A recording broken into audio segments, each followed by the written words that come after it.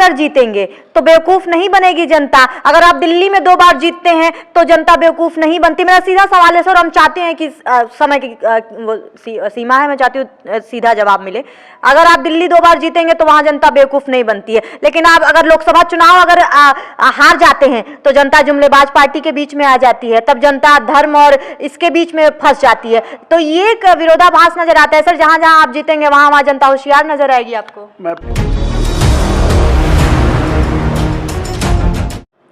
Sir Uttar Pradesh की बात कर लेते हैं। बाबा यहाँ पर हैं, योगी आदित्यनाथ को बाबा बुलडोजर के नाम से जाना जाता है, और आम आदमी पार्टी स्वास्थ्य शिक्षा के बारे में बहुत ज्यादा ख्याल रखती है। पहले मैं चाहती हूँ आप मुझे उत्तर प्रदेश किस तरीके से स्वास्थ्य और शिक्षा पर काम कर रहे हैं, आप 10 तक रेट कर दे सर, फिर सवाल किया जाएगा। देखिए, 0 इनको रेटिंग मिलेगी, 0 स्वास्थ्य और शिक्षा के ऊपर। इतिहास में पहली बार हो रहा है कि सरकारें मजबूर हुई हैं शिक्षा और स्वास्थ्य पे बात करने के लिए, खास करके ये जो सबसे बड़ी जुमलेबाज पार्टी है भाजपा। अमित शाह गृह मंत्री हैं, पहली बार वो गुजरात के एक स्कूल में जाकर के कहते हैं कि हमारा भी स्कूल ठीक है। और रही बात स्वास्थ्य की और उत्तर प्रदेश की, तो यहाँ के स्वास्थ्य मंत्री लगे छापा डालने सरकार के गठन के बाद से। जब उनको इतनी सारी विडंबनाएं देखी और बेइज्जती होने लगा तो छापा डालना छोड़ दिए, क्योंकि 5 साल पहले भी भाजपा की सरकार थी और 5 साल कम नहीं होता सिस्टम को सुधारने के लिए। गोरखपुर में बना हुआ एम्स अपने पेशेंट को सदर अस्पताल और मेडिकल कॉलेज में रेफर करता है। आपको प्रतिकार करना चाहोगे, आपने कहा 0 नंबर दूंगा मैं 10 में से। एम्स के जब भाजपा से ये सवाल किया जाता है वो कहते हैं हमने एम्स दे दिया। हम शिक्षा की अगर बात करें तो शिक्षा में हम मदरसों पे किसी सरकार ने ध्यान नहीं दिया था, लेकिन हम मदरसों में मॉडर्नाइज कर रहे हैं। अब हम 80% मॉडर्न शिक्षा के लिए हमने ऐलान कर दिया है, और हम प्रेयर के लिए, हम राष्ट्रगान के लिए वो कर रहे हैं, प्रेरित कर रहे हैं मदरसों को। विकास की बात कर लेते हैं, वो कहते हैं कि वो 10 नाम फर्टिलाइजर गिना देंगे, सड़कें गिना देंगे। आम आदमी पार्टी का स्टैंड किस तरीके से यहाँ पर क्लियर होता है कि वो 0 नंबर देती है? देखिए, स्वास्थ्य की बात पहले कर लेते हैं। मेडिकल कॉलेज में भाजपा के एमएलसी की पुत्र वधू और 2 पोते इलाज के अभाव में दम तोड़ देते हैं। 1 महीने के अंदर की घटना है। और मैं आपको विनम्र निवेदन के साथ कहता हूं कि आप मेरे साथ मेडिकल कॉलेज चलिए। जिस मेडिकल कॉलेज को अच्छा करने के लिए योगी जी धरना प्रदर्शन करते थे, आज तो उन्होंने धरना प्रदर्शन पे भी रोक लगा रखा है कि कोई बोलने ना पावे, सच्चाई बोलने ना पावे। उस मेडिकल कॉलेज की दुर्दशा अगर आप जनता को दिखाएंगी और सरकार को चेताएंगी तो आपको भी जनता बहुत बहुत धन्यवाद देगी।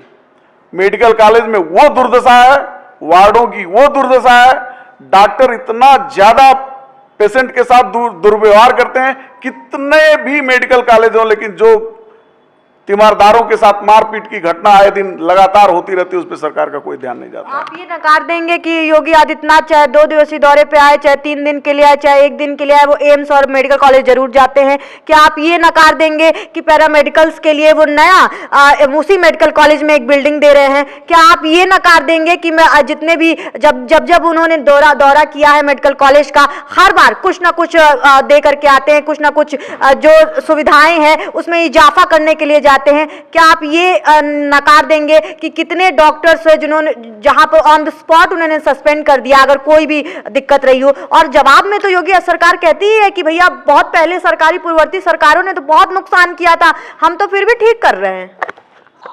ये 6ठा साल है और योगी जी दौरे पे जाते हैं तो पर्दा लगा करके वार्डों को छुपा दिया जाता है। सीधा मेरा आरोप है, उनको वही दिखाया जाता है जो देखने लायक होता है, जो जनता भी नहीं देख सकती है और माननीय मुख्यमंत्री जी भी नहीं देख सकते हैं, उसको छुपा दिया जाता है। और हम कह रहे हैं उन्होंने बहुत कुछ किया, तो इलाज के अभाव में मर क्यों गए? डॉक्टरों ने क्यों लापरवाही किया? एम्स का पेशेंट, इन्होंने एम्स दे दिया, एम्स का पेशेंट सदर हॉस्पिटल में क्यों रेफर हो रहा है? यहां तो उल्टी गंगा बह रही है, क्यों मेडिकल कॉलेज रेफर हो रहा है? बिल्डिंग से इलाज नहीं होता है, संसाधन से, डॉक्टरों से इलाज होता है। अच्छे डॉक्टरों से इलाज होता है। मैं कहना चाह रहा हूं, जब आप डॉक्टरों की नियुक्ति नहीं करोगे, जब आप पैरामेडिकल स्टाफ की नियुक्ति नहीं करोगे, इलाज कौन करेगा? पूर्वांचल जो है, यहां से नेपाल, बिहार और पूर्वांचल के सारे डिस्ट्रिक्ट यहाँ से केंद्रित हैं और यहाँ पे आकर के अपने सुविधा लेना चाहते हैं। आपने क्या इंफ्रास्ट्रक्चर खड़ा किया? बिल्डिंग खड़ा करने से अगर इलाज होता है तो बिल्डिंग तो कोई भी खड़ा कर सकता है। इलाज हो रहा है कि नहीं हो रहा है, इस पे योगी जी का या माननीय मुख्यमंत्री जी का क्या ध्यान जा रहा है, क्या हो रहा है इस पे आप बताइए। मैं तो कह रहा हूं कि कुछ नहीं हो रहा है। ठीक है, ये आपने कहा कि पर्दे लगा दिए जाते हैं। पर्दे जब लगा दिए जा रहे हैं तो ये सब, पहली बात तो मैं आपसे प्रूफ मांगूंगी इस चीज का, आप किस बिहाफ पे ये बात कह रहे हैं। और दूसरी चीज ये कहना चाहती हूँ कि भाजपा ने कहा कि कोरोना काल में जिस तरीके से उत्तर प्रदेश में खासतौर पर भाजपा ने स्थिति संभाली, उस तरीके से पूरे हिंदुस्तान में किसी स्टेट में इस तरीके की जो व्यवस्था थी वो नहीं थी। और आपके दिल्ली का भी जिक्र करना चाहूंगी, एनसीआरबी का रिपोर्ट आया सर, जहां पर क्राइम अगेंस्ट वुमेन में 2% राइज मिला है, 41% वहां पर इस समय क्राइम है जो एनसीआरबी की रिपोर्ट में वुमेन अगेंस्ट क्राइम आया है। तो इस तरीके की भाजपा ये दम भरती है। और बात करूंगी आगे, इसी को आगे जोड़ते हुए एक सवाल और आपसे मन में आता है, क्योंकि निकाय चुनाव आपने CCC की बात की थी, तो आम आदमी पार्टी का स्टैंड क्या होगा CCC के बारे में और निकाय चुनाव में किस तरीके से वो जा रही है? देखिए, आपने कोरोना का जिक्र किया है, 16 लोगों का निःशुल्क दाह संस्कार कराने वाला व्यक्ति आपके सामने बैठा हुआ है। क्या ये मेरी जिम्मेदारी थी? सरकार फेल हुई थी तब मैंने ये काम किया था। निःशुल्क सिलेंडर मैंने बंटवाया, क्या ये मेरी जिम्मेदारी थी? आपको नहीं लगता सर, जनप्रतिनिधि होने के नाते अगर आपने ये काम किया तो ये कहने वाली बात नहीं है? बस अब मैं वही तो कहना चाह रहा था कि अगर ये मैंने किया तो उन्होंने क्या किया? हम तो अपने संसाधन से सारा काम किए, इनके पास तो सारा संसाधन था। लाशें गिर रही थी, कोई उठाने वाला नहीं था, दवा के अभाव में, ऑक्सीजन के अभाव में इसी गोरखपुर में लोग तड़प तड़प के मर रहे थे। किस बात का इन्होंने कोरोना मैनेजमेंट किया था? क्या किया था इन्होंने? खाने के बिना लोग मर रहे थे। अगर स्वयंसेवी संस्थाएं नहीं रहती तो घरों में भूख से लोग मर गए होते। वो तो कहते हैं 81 करोड़ रुपए, 81 करोड़ लोग अन्न कल्याण योजना में साथ दिए। ये वही जो मुफ्त का राशन दिए ना, जिसको ये कहते थे रेबड़ी, अपने बाटे रेबड़ा, हमको कहे रेबड़ी, ये वही रेबड़ी है। एक महीने में 2 बार राशन देना शुरू किए ये लोग। 2 बार क्यों राशन दिया भाई? एक बार आप दे रहे थे, फिर क्या उसका पेट दुगना हो गया या उसकी दिक्कत है रेवड़ी कल्चर से? नहीं, हमको क्या आप करे तो सर आम आदमी की सेवा हो जाती है और वो करे तो वही तो मैं कहना चाह रहा हूँ, दिक्कत हमको कहाँ थी? रेवड़ी कल्चर इन लोगों ने कहा। ये पूंजीपतियों का दलाली करके लाखों करोड़ अरबों रुपया लोन के और टैक्स के माफ कर रहे हैं, और हम जनता को अगर 300 यूनिट बिजली फ्री दे रहे हैं। कहां से? वो पूछते हैं कहां से दे रहे हैं? कोई अपने घर से नहीं देता है। अपने पैसे को, सरकार के आय को मैनेज करके लोग करते हैं। और हमारी सरकार दिल्ली में दी और सरकार के ऊपर 1 रुपए का कर्जा नहीं है। जो करप्शन था उसको खत्म किया, जो लीकेज था उसको बंद किया। तो वो जो पैसे बचे वो हमने जनता को दिए। और इन्होंने कहा कि रेवड़ी कल्चर ठीक नहीं है। रेवड़ी कल्चर को आप गलत कहने वाले लोग अपनी गिरेबान में नहीं झांकते हैं जब वो लाखों करोड़ रुपया अंबानी और अडानी का टैक्स का और लोन का माफ करते हैं। शर्म आनी चाहिए ऐसे लोगों को। और हम जनता के लिए काम कर रहे हैं तो इनको जो है बुरा लग रहा है। हम शिक्षा और स्वास्थ्य की बात करते हैं, ये हिंदू और मुसलमान की बात करते हैं। हम शिक्षा और स्वास्थ्य पे काम करके दिखा रहे हैं, ये इनको बुरा लग जा रहा है।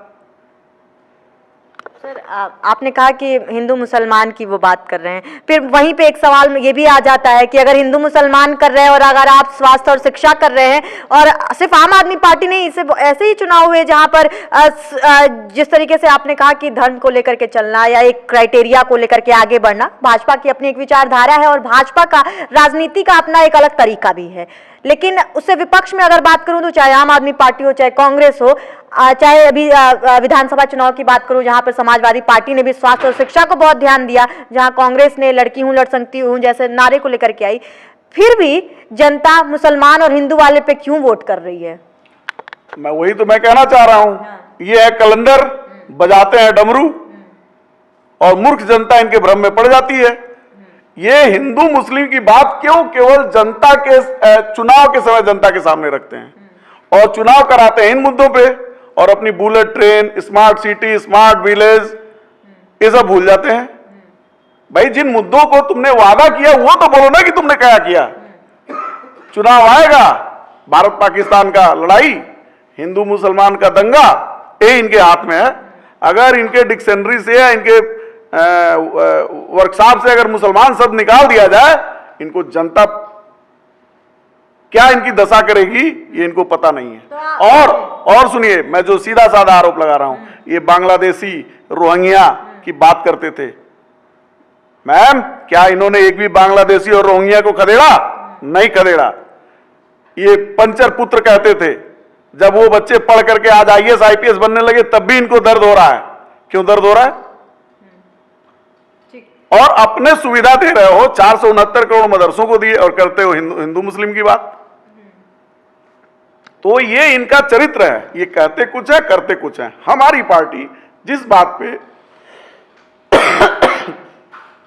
बात को कहती है उस पर कायम रहती है और सीधा सीधा जनहित का मामला हमारी पार्टी उठाती है। हमको धर्म जात में फंसना नहीं है।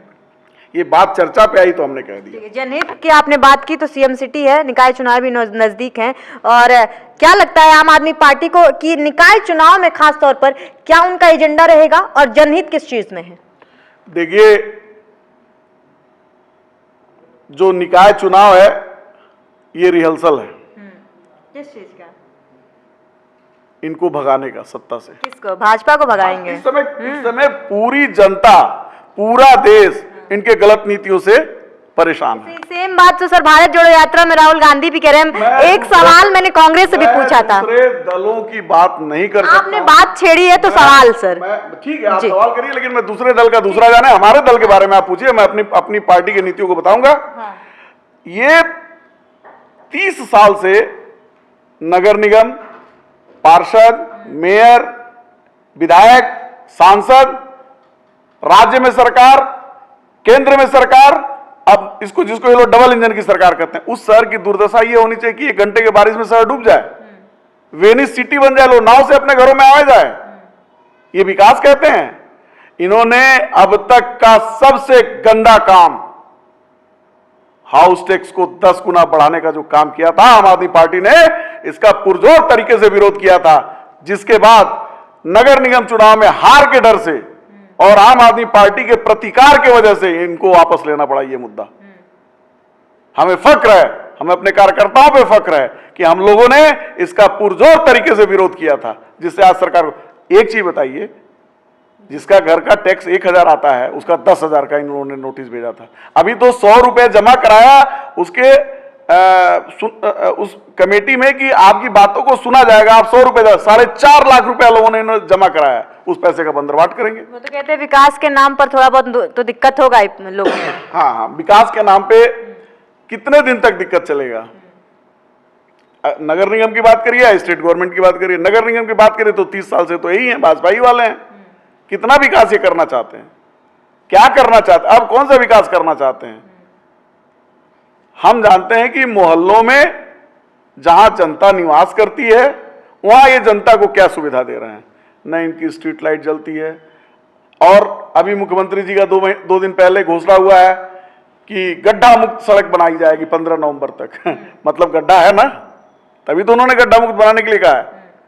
सोच लीजिए। नहीं, उन्होंने तो चुनाव में ये भी कहा था कि गड्ढा मुक्त हो जाएगा अगस्त में ही। तो अब इसीलिए ना उनको अब नवंबर तक ले गए, नहीं हुआ। इसीलिए मैं कहता हूं इनके कहने और करने में जमीन आसमान का अंतर है। ये महा झूठा, हम तो इनको भारतीय झूठा पार्टी, भ्रष्टाचारी जनता पार्टी, ये सब इनको हम नवाजते हैं और ये लोग हैं। वायलेंस की बात कर लेते हैं सर, क्राइम की बात कर लेते हैं। दिल्ली में पुलिस है केंद्र के पास और केंद्र में सरकार है भाजपा की। क्राइम को रोकना केंद्र सरकार का काम है, गृह मंत्रालय दे दे राज्य सरकार को। हमारे नेता कभी अपराधियों को संरक्षण नहीं देते हैं। इनके वहां गृह राज्य मंत्री का लड़का गाड़ियों से निर्दोष किसानों को दबा के मार देता है और इसकी ये लोग जमानत करा देते हैं। स्वामी चिन्मयानंद, जो कि जिसके ऊपर बलात्कार के आरोप लगते हैं, उसको बाइज्जत बरी करा देते हैं। और हम तो सीधे सीधे गोरखपुर की बात करते हैं। इनकी पुलिस व्यापारी को होटल में हत्या कर देती है। अभी परसों एक व्यापारी लड़के को गोली मार करके हत्या कर दी गई, चाकू मार करके एक को घायल कर दिया गया। यही क्राइम फ्री है गोरखपुर, सीएम सिटी यही कहलाता है। गैंगरेप की आपने जिक्र किया, क्या किया इन लोगों ने, क्या कर रही है इनकी पुलिस? शहर में तांडव मचा हुआ है। ये सुरक्षा कहते थे, आज हमारी मां बहनें घर से निकलने में अब डर रही हैं। ये इनकी सुरक्षा है? ये सीएम सिटी है? अपराध और अपराधी इनके राज्य में खुलेआम घूम रहे हैं। ये सिंबॉलिक कार्रवाई करते हैं, मैंने ये कर दिया वो कर दिया, कुछ नहीं किया इन्होंने। किसी भी अपराधी को, जो बड़ा अपराधी है, इन्होंने जेल में नहीं भेजा। सिंबॉलिक, जिसमें हिंदू मुस्लिम की बात आ जाए, वो ये कार्रवाई कर रहे हैं। जो असल अपराधी हैं वो खुलेआम घूम रहे हैं। और अपराध दिन प्रतिदिन उत्तर प्रदेश में और खास करके हमारे गोरखपुर में हो रहा है। किस पे बुलडोजर चल रहा है सर?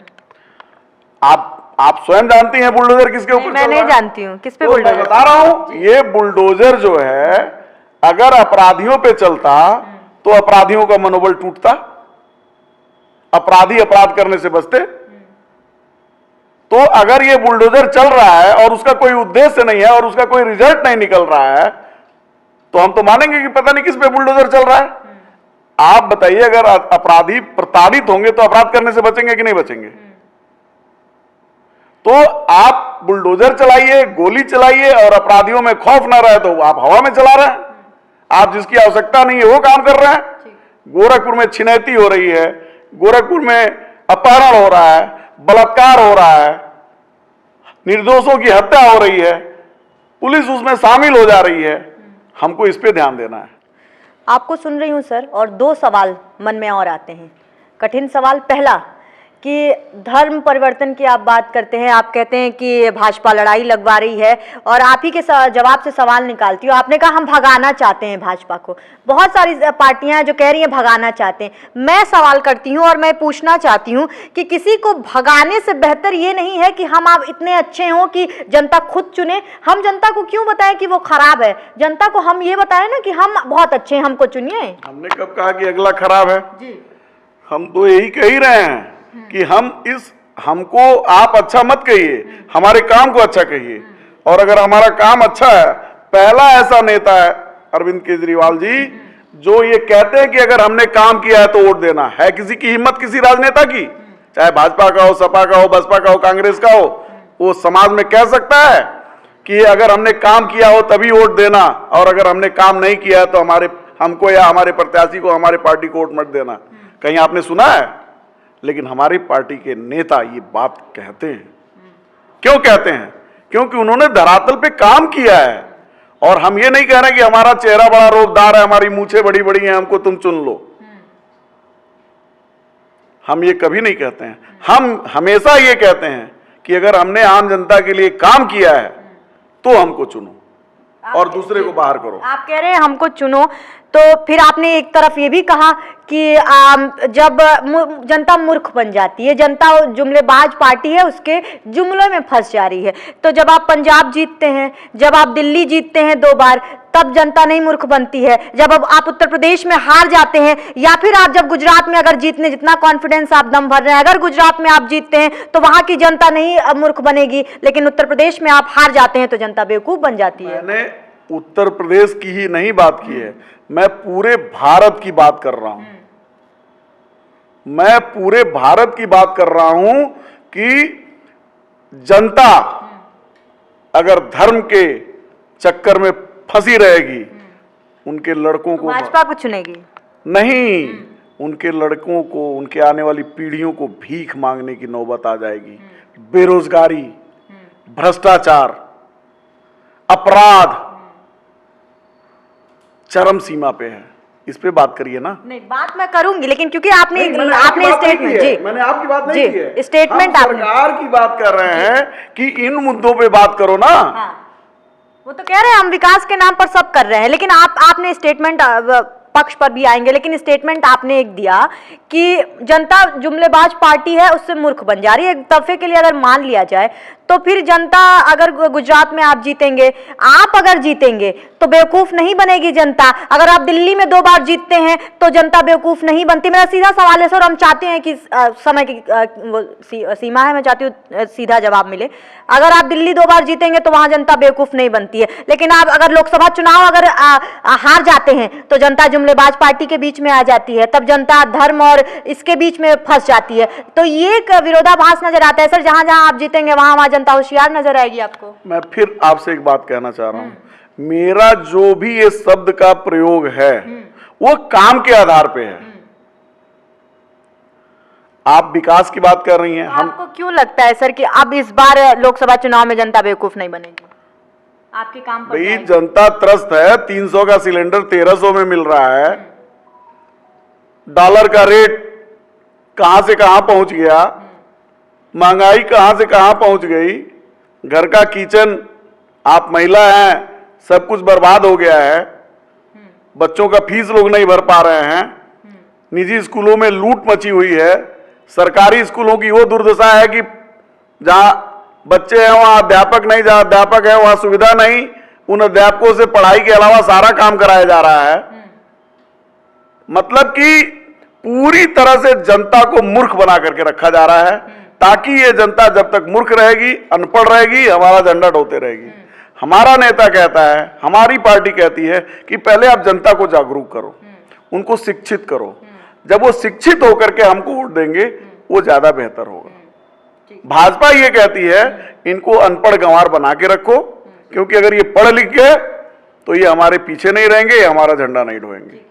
आम आदमी पार्टी के एक मंत्री हैं राजेंद्र गौतम, जिनका एक वीडियो आजकल बड़ा, मैं चाहती हूं उसके पीछे की आप सच्चाई बताएं। जो धर्म परिवर्तन करते नजर आ रहे हैं, कह रहे हैं कि मैं आप बौद्ध में जाइए, उस वीडियो के पीछे आजकल मीडिया में चल रहा है, उस वीडियो के पीछे किस तरीके का पक्ष विजय का है और आम आदमी पार्टी का है? देखिए, आम आदमी पार्टी उस वीडियो से कोई ताल्लुकात नहीं रखती है, और हमारे नेता ने स्पष्ट कह दिया कि ये उनका निजी विचार है जो हमारी पार्टी के नेता को पसंद नहीं आया है। हमारी पार्टी के नेता ने उस प्रकरण पे स्पष्ट अपनी बातों को रख दिया है। इस प्रकरण पे मैं ज्यादा चर्चा नहीं करूंगा। एक्शन क्या लेंगे सर? क्योंकि अब आप हाथ पीछे छुड़ा लेना तो जवाब नहीं होता है। एक्शन लेने का अधिकार मेरा नहीं है। हाँ, आपको क्या लगता है क्या एक्शन लेना चाहिए? पार्टी उचित निर्णय लेगी। हाँ, मैं फिर कह रहा हूं कि हमारे नेता किसी को बकसने वाले नहीं है। पंजाब में आपने इसका उदाहरण देखा होगा कि एमएलए ही गिरफ्तार हो गए, क्योंकि वहां शासन हमारे हाथ में है, गृह मंत्रालय हमारे हाथ में है। दिल्ली में ये सब नहीं है, तो जो गलत है वो गिरफ्तार नहीं होते हैं, और चूंकि दिल्ली में पुलिस केंद्र के पास है तो जो गलत नहीं है उनको ये गिरफ्तार करते हैं। ठीक। अच्छा, जाते जाते एक सवाल, आपने कहा जनता त्रस्त है, जनता बदलाव मांग रही है और परिवर्तन इस बार 2024 के चुनाव में होगा। मेरा सवाल दूसरा है, मैं परिवर्तन की तरफ नहीं जा रही हूँ, क्योंकि इतिहास जिस तरीके से बता रहा है और भविष्य के गर्भ में क्या है ये भविष्य बताएगा। लेकिन सवाल ये उठता है कि हर पार्टी अपने आप को चुनावी चेहरा के तौर पर पेश कर रही है। जब चाहे कांग्रेस की बात करती हूँ, भारत जोड़ो यात्रा और एक हुजूम चल रहा है, उनके पीछे आए दिन तस्वीरें नजर आती हैं। आम आदमी पार्टी जिस तरीके से लोग कह रहे हैं कि शायद केजरीवाल अगला चेहरा हो सकते हैं, आम आदमी पार्टी ये जवाब नहीं चाहती सर कि हम प्रधानमंत्री बनने के दौड़ में है। मैं चाहती हूं कि आपके अंदर वो क्या खासियत है कि जनता इस लोकसभा चुनाव में प्रधानमंत्री जैसा बड़ा चेहरा जो लोकप्रिय है उसको हटा करके केजरीवाल को चुने। देखिए, आप ही के किसी चैनल पे दिखाया गया, हालांकि हम लोग उस पर विश्वास नहीं करते हैं, कि मोदी के तुलना में अगर प्रधानमंत्री पद के लिए कोई सबसे ज्यादा योग्य है तो केजरीवाल जी हैं। किसी ने सर्वे दिखाया है, और हम कहते हैं कि केजरीवाल जी नाम नहीं, केजरीवाल जी का काम उनको प्रधानमंत्री बनाएगा। फिर मैं कह रहा हूं 2024 में, फिर मैं कह रहा हूं 2024 में, फिर मैं कह रहा हूं कि केजरीवाल जी का काम केजरीवाल जी को प्रधानमंत्री बनाएगा और जनता उनको प्रधानमंत्री बनाएगी। हमारे वहां ऊपर से कोई थोपा नहीं जाता है। जनता ने राय दिया, भगवंत मान जी मुख्यमंत्री बने। उसी तरह से गुजरात में जनता जिसको कहेगी उसको मुख्यमंत्री बनाया जाएगा। उसी तरह से, और क्यों हम ये बात कह रहे हैं कि हम सिर्फ और सिर्फ शिक्षा, स्वास्थ्य, बिजली, पानी, इस पे बात करेंगे, काम करेंगे, और जनता को इस समय इसकी सख्त आवश्यकता है, और जनता इसी आधार पे कह रही है कि हमको अब दकियानूसी सरकारें नहीं चाहिए, हमको ऐसी सरकार चाहिए जो हमारी भलाई के लिए, जनता की भलाई के लिए काम करे। तो क्या इस उत्तर प्रदेश के चुनाव में आप इस एजेंडा के साथ नहीं आए थे, स्वास्थ्य, बिजली और सुरक्षा के साथ? क्या आप शिक्षा के एजेंडे के साथ नहीं आए थे? और ये तो तथ्य है सर कि जो उत्तर प्रदेश जीतेगा, गद्दी दिल्ली की आसान हो जाती है। देखिए, हमारी पार्टी हड़बड़ा करके कोई काम नहीं करती है। पार्टी का फार्मूला हम आपको बताते हैं, पहले हारो, फिर हराओ और तीसरे नंबर पे कब्जा कर दो। तीसरे वार में हारने का दौर खत्म हो गया है। हम विधानसभा हारे, हम स्वीकार करते हैं, नगर निगम में इनको हराएंगे, जीतेंगे, और उसके बाद जो तीसरा अटैक होगा वो हमारे जीतने का अटैक होगा, उसमें इनको हराएंगे, और हम नहीं हराएंगे, जनता हराएगी। तो आप विजय श्रीवास्तव जी को सुन रहे थे, और जैसा इन्होंने फॉर्मूला बता दिया है कि पहले हारेंगे और फिर जीतेंगे, और हारने का दौर, जैसा इन्होंने कहा है, इनके हिसाब से हारने का दौर आम आदमी पार्टी का खत्म हो चुका है। और इनका साफ तौर पर जो इल्जाम है, क्योंकि सीएम सिटी में मैं मौजूद हूं, इन्होंने मेडिकल कॉलेज को लेकर के एक बड़ा बयान दिया, जहां पर उन्होंने साफ तौर पर कहा कि योगी आदित्यनाथ तक जो असुविधाएं हैं मेडिकल कॉलेज में, वो पर्दों से छिपा दिए जा रहे हैं। तो इसमें कितना तथ्य है, इसको भी थोड़ा सा अंदर तक जाएंगे, इसमें थोड़ा देखेंगे कि आखिर क्यों योगी आदित्यनाथ ने आंखें बंद कर ली हैं या आंखें बंद करा दी जा रही हैं, यह भी सवाल उठता है। और आम आदमी पार्टी 2024 के चुनाव में क्या कर रही है, तैयारी। लेकिन उससे पहले गुजरात का चुनाव है, उसमें रिजल्ट क्या आएंगे यह भी एक तरफ से तय हो जाएगा कि लोकसभा चुनाव किस तरफ जा रहा है। बने रहिए एनवी भारत के साथ, मैं हूं यशस्वी पाठक।